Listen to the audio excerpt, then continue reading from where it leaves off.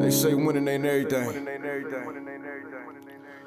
Well, we don't have them type conversations over here, man. Had that conversation with the losers. We trying to win at everything we do. Even in the loss, we don't see defeat. We see a lesson learned. Straight up. Look, I came into this world in 1978. The doc looked me in my face and knew I was something great. 45, 42 Prescott, that's where I'm from. Grew up in the slums around dope dealers and bums. As humble as I was, I adapted to my habitat. In my own lane though, far from where they crashing at. Dumb bar graduate, the game I done mastered it. Served in the Navy, look, y'all don't know the half of it. Pops passed in '01, moms passed last year. I know they up in heaven smiling down, crying mad tears, cause they son making it. No telling where I'm taking it. My city been cursed, but I feel that I'm breaking it. Coached at Wayne High in 15 in one state. Seen the fork in the road and went straight. I know what I'm worth, I'm OG King Kirk. Brooklyn Nets gaming crew legend, let's work. Hey, this is OG King Kirk, your host of the OG2CENTS podcast. Thanks to all who tune in each and every Sunday. Truly appreciate it. As always, in prevention and spread of the coronavirus, just making sure you wash your hands, keep practicing social distancing, wearing your mask when demanded, and hopefully we get through this pandemic here soon and people come out better people. Tonight's episode 18, Talking Hoops in Life with Kyree Walker. Kyree Walker is definitely came on the scene as a young phenom in 8th grade. Was notoriously known for his high-flying slam dunks and numerous mixtapes. He also was Max Prep's Freshman of the Year. He's definitely a great high school basketball player who's now in the pursuit of the NBA draft. He's a 2021 NBA prospect, and now he's training to live out his dream. I don't want to talk too much about him. I wanted to give him a chance to share his story. So without further ado, Kyree Walker. Hey, How you man, doing, appreciate that. I'm doing good, man. Thank you for having me on the show, man. I really appreciate it. No, the pleasure is all mine. Just tell us your story and how you got to where you're at today. I started playing a game of basketball probably at the age of 9 or 10. Normally people pick the ball up when they born 1, 2 years old. I didn't kind of have that. I was more of a football, baseball guy. I was really good in pretty much every sport I played in. That it wasn't a sport I did not play. I'm just not only a basketball player. I'm certified as an athlete. I can play any sport. Just of the condition wise, I've been through the conditions. I know how they go. So it's kind of like me knowing like what to do on each platform. I know what to do, what I have to do. But growing up, I have a cousin named Jared Bayless. Used to play in the league. Went to Arizona. Is from Arizona. Kind of brought to my attention of the game of basketball. I saw him make it. I was kind of like, it was pretty cool. I'm from Atlanta, Georgia, so I went to a couple of Hawks games. Went to Globetrotters games before. Went to a couple of high school games. But I was my focus was really probably football. Like I was supposed to be a football player. My goal was to get to the NFL job and just have that, have that body and just be one of the best players in the country. That was my goal. I think that was like pretty much the goal for me. But then I took up the basketball because of my cousin. And over the years, knowing who LeBron James were, I grew up watching LeBron. My father is from Cleveland, Ohio. My grandmother's from Cleveland, Ohio. So kind of like being in that area of knowing how basketball is, I kind of was like, all right. I was like, all right, cool. You know what? I'm gonna try it. Brought to my attention. My dad was like, if we do this, You got to stop other sports because like it was kind of like it was a we really focused on one sport, kind of like a little bit. I played football all around, played baseball all around. I played basketball was all around too. So I was kind of like, okay, cool, I could do. You know what I'm saying? Let's see what I can do. So 19 years old, I was going back and forth from baseball, football, and basketball. Kind of was doing all three. Then I gave up baseball because I was like, you know what, I'm gonna just do football and basketball. I think that was kind of like everybody's main sports growing up. But like for me, like I took football pretty much like really a pride thing. I was one of probably the best running backs in my age group growing up. I could have been the best running back. Honestly, I probably would have played running back. I played wide receiver. Probably be one of the best running backs in wide receivers in the country, honestly, as of right now. If at that time, if I chose that football route because I'm 6'7", I could catch, I could run. So I was kind of like, I got a couple moves on me. So I was kind of like, I was able to do somewhere with anybody, honestly. But basketball kind of took the toll, like took my life, and it changed everything. It just changed how my life was from really. A lot of people know me in Atlanta, kind of in that area, from people knowing me worldwide. Cool, cool. What was it like being that young and receiving a lot of praise and being considered a phenom? Like, what was that like? Life like that, it was fun. Like it's still great, but as more you get older, you start understanding like it's a curse and it's also a blessing. Tell myself that because a lot of people praise that I don't make it. A lot of people praise that I do make it. So it's kind of a little bit of both of everything, and there's a lot of hate that goes into it because growing up, you didn't know. I didn't really know what hate really was until I start getting on the scene some more and people saying this and that, or he won't make it, he won't never make it to the league. He's not going to do this and that. So I kind of was like, all right, cool. But to me, I love it because I get inspire other kids across the world. No, definitely. Man, you made a good point in that. I mean, like in talking about it being a gift and a curse, half people rooting for you, half people not. Your dad was one of your coaches. What was that like? My dad being a coach has always been great. I can never call him dad. It was always, Coach Walker, but that's always been my thing. Like I knew that from the jump. Don't call him dad. Like it was just the fact that I knew from football, kind of like carry over to the basketball perspective. Like my dad coached me in probably every sport. We had a team probably every time he had an AAU team I played on. My ninth grade, 10th grade year. Also playing AAU with my travel team.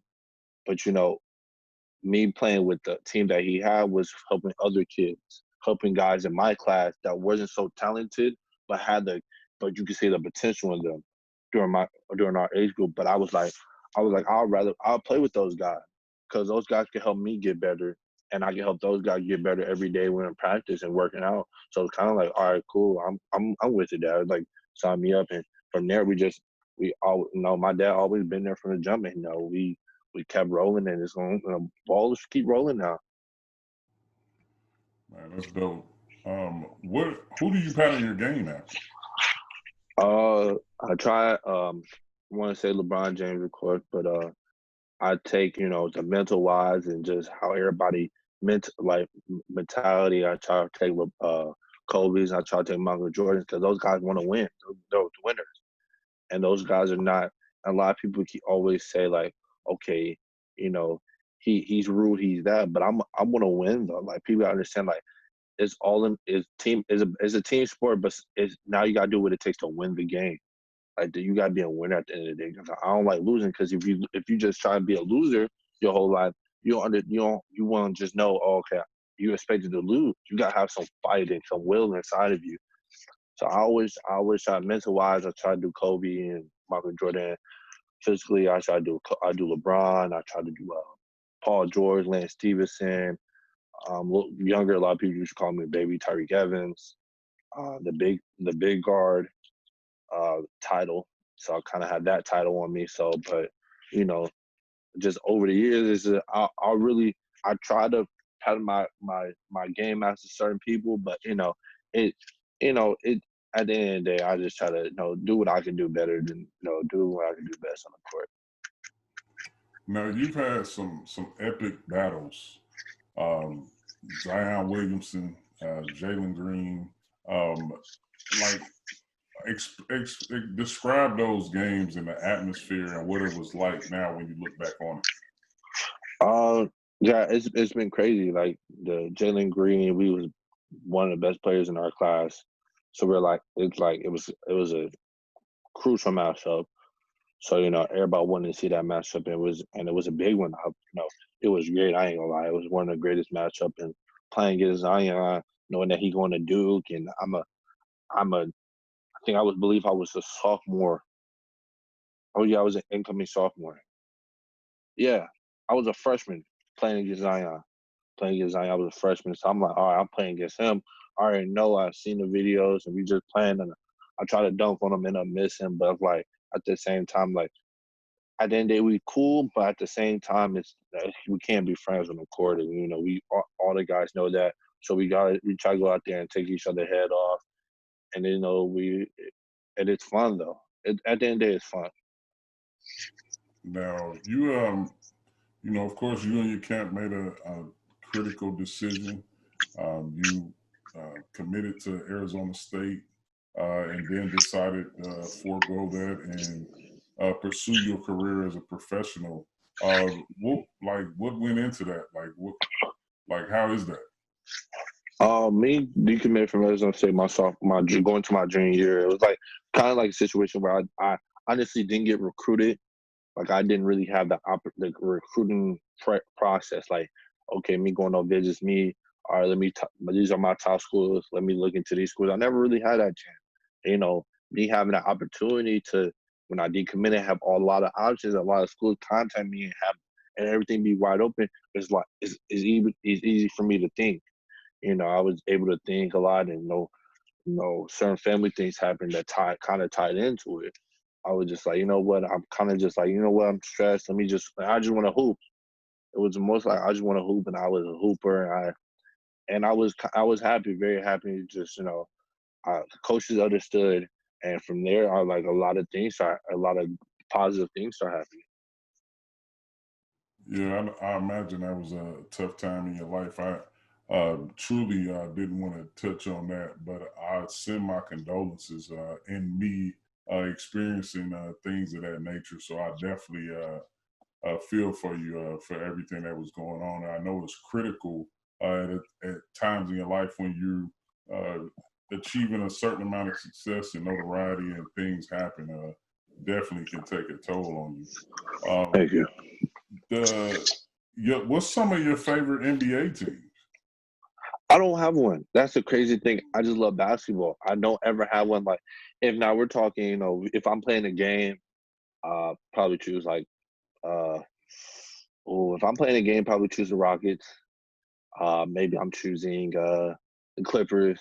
Maybe I'm choosing Portland. So I'm as many teams that I play with on the game, but often when I'm just chilling, just watching basketball, I don't have really a favorite team. I just love basketball. Now you participated in an event with I think it was Slam with the NBA 2K League where a lot of the top players came out and competed. How did you like that? That was probably the funniest thing I've been in. Is just the fact that I've been playing 2K for literally since 2K9. I've been playing 2K for that long, and I just the fact that I've been there and could make a player and actually play him and just see how it was and the experience that we had. I was like, this is crazy, and I was killing. Pretty much my player that I had was really unbelievable. So I was like, you know what, I like it. What do you think about the 2K League? Do you watch it? Have you watched it? Yeah, I watched a couple of games. A couple of guys, some YouTubers that end up playing some of the teams. I watched that and I think it was on ESPN, I believe. So sports, it was on ESPN, I think. And I watched a little bit of that and just the YouTubers, certain YouTubers that played them. I ended up watching those, and it was crazy. That it's really crazy. I don't know. It's really I keep thinking about it's really that crazy. Yeah, you kind of like me. I'm an old head, pretty much. Yeah. But I've been playing 2K since its existence. So like to see it go from where it was to where it is now, you're right, it is crazy. Yeah. I used to always want it to be able to make a player and play with my own player, and now that we can do that, it's definitely it's great, and I love it. Who are some artists now that you listen to and music that you listen to before you get ready to work out or back when you get ready to prepare for a game? I listen to Young Thug, Lil Baby, Drake, Gunna, um, Young Bands. The list goes down. Most of them are my like all my closest friends. Like like some of them are my big brothers, and I contact them, and we just whenever they have a concert, I know they give me tickets backstage, and I go there and have a fun time with my friends. Or I go with one of my brothers, and we just have a blast. It's just like the growing up me and the fact that I didn't know that the rappers knew who I was, and I always knew who they were. It's like, man, I want to know Drake one day, and I know Drake. It's like, and that's the crazy part about it. It just, I want to know Young Thug. I know Young Thug, and it's like when rappers know who you are, you feel like you kind of like accomplish something in your life because a lot of people in the world listen to them and they don't know them, and that's crazy. He know you, he follow you on IG, this and that and the third. So it's pretty cool. I can only imagine. To reach, especially a status like that at a young age. I mean, and truly, it shows that a lot of times stuff like that is relatable because you're putting in work in what you do, and they're putting in work at what they do, and to be able to come together and, like you said, actually be able to know one another. That I'm sure that's an indescribable feeling. Um, you know, what are like you're an avid 2K player. What's your favorite mode in 2K? Um, I don't know. Mo, I'm probably say any up. Like playing on the stage, kind of cool, but at the same time, I don't want to get hit offline every time I play, or this and that like that. But I like 2K this year. I like the badge system. I think that's to me like the biggest thing, the badge system, because you're able to put the badges on and you're not going able to get them, and you're able to switch them off. I think that's probably like the biggest thing I like about 2K this year. Other than that, it's cool. Got some up and downs, but I actually like it because you're able to make different type of players, and I think that's the coolest part. You're able to make a point forward, facilitate finisher, facilitate slasher. Like you can make a lot of things. 3-level scorer, a 3-level 2-way scorer. Like it's just a lot of things you can make. So I'm kind of like, I actually like it a lot. So I know before our interview started, you said you was working on your player. Yeah. What build you working on right now? I'm working on my facilitating finisher. He has a spot up badge.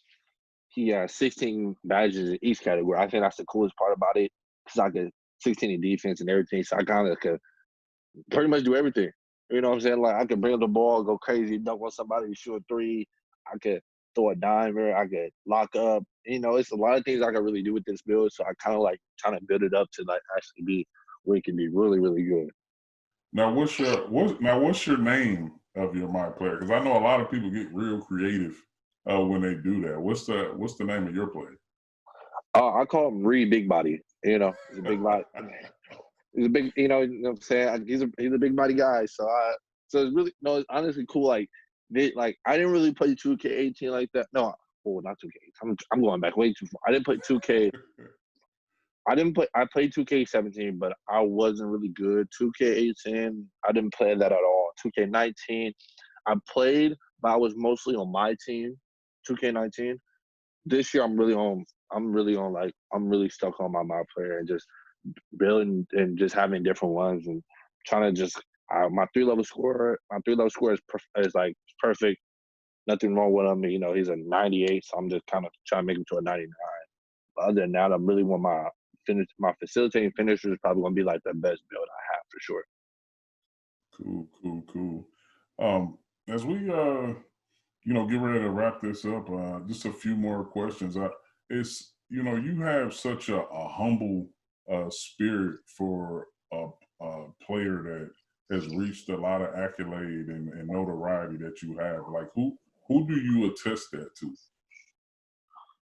My parents. I'm kind of just like, or like my rest in peace, both of my grandparents. But I think they kind of helped me. I think a lot of times it's just knowing who you really are, and just knowing how at any time, the moment, at any time something, pray to God nothing bad happens, but anytime something can happen, you gotta some way gotta stay level head in some way, you know.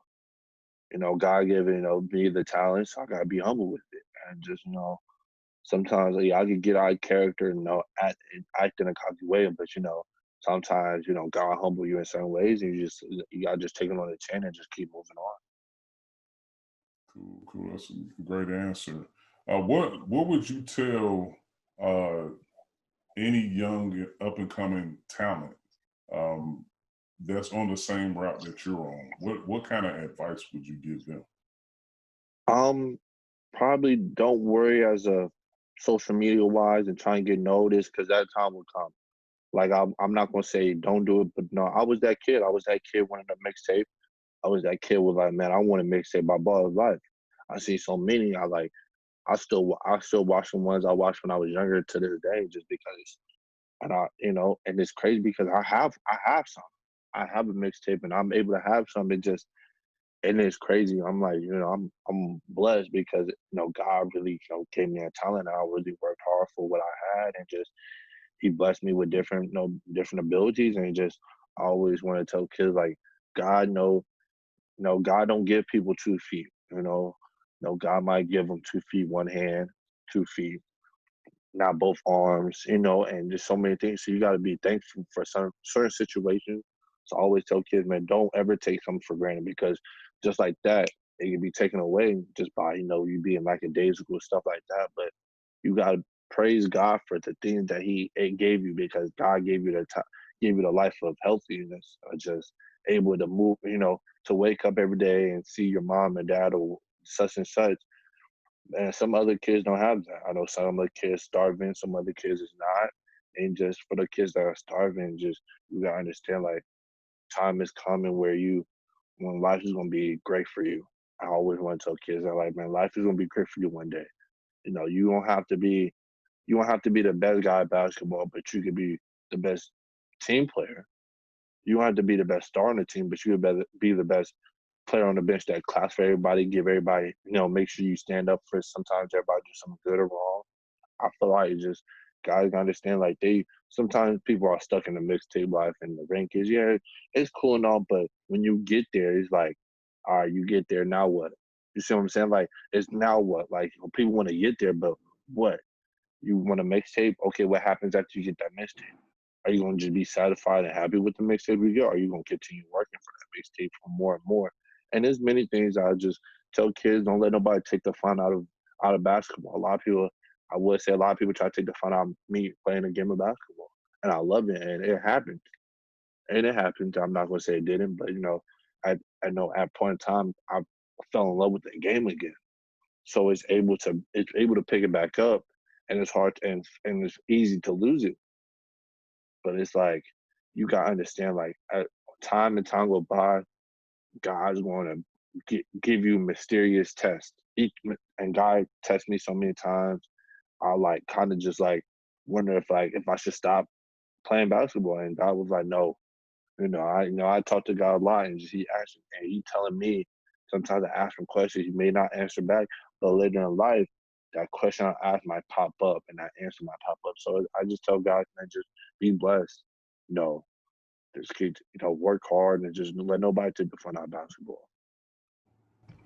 Man, that's great. You definitely, like I said, I was a fan, but it a lot of times for me, it's more about becoming a fan of that person, not just being a fan of what they do.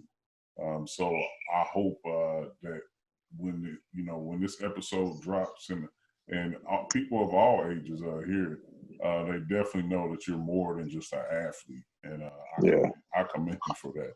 Uh, How can people find you on social media for the thousands of millions that don't know who you are, how can they follow you on social media? On IG, Kyree Walker 1, Twitter, Kyree Walker 1. That's kind of like I probably brand my name is on pretty much everything. So IG, you follow me at Kyree Walker 1, Kyree Walker 1. Not like Kyrie Irving. A lot of people. I think a lot of people get that mistake. Please do not spell my name like Kyrie Irving, please. I love Kyrie. Kyrie is one of my big brothers. We talk a lot. He give me advice, but man, we both be saying, "Hey, my name is Kyree Walker 1." I get that, man. I just want to say I'm real grateful that you did the show. I'm gonna be following your path, and I wish you nothing but the best in your career. And I honestly believe with who you are, that everything is just gonna work out fine. Just keep working hard and doing everything that you're doing. Make sure you give your mom a shout out. She definitely was great and connecting us to be able to do this. And I hope down the road when you get to where you're going, you remember me and we can come back and revisit. Yes, sir. And let me know how you're doing. But I'm gonna be rooting and cheering you on all the way.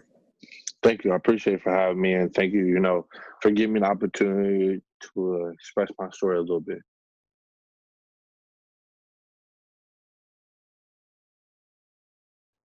At this moment, I just want to thank everybody for tuning in for this episode.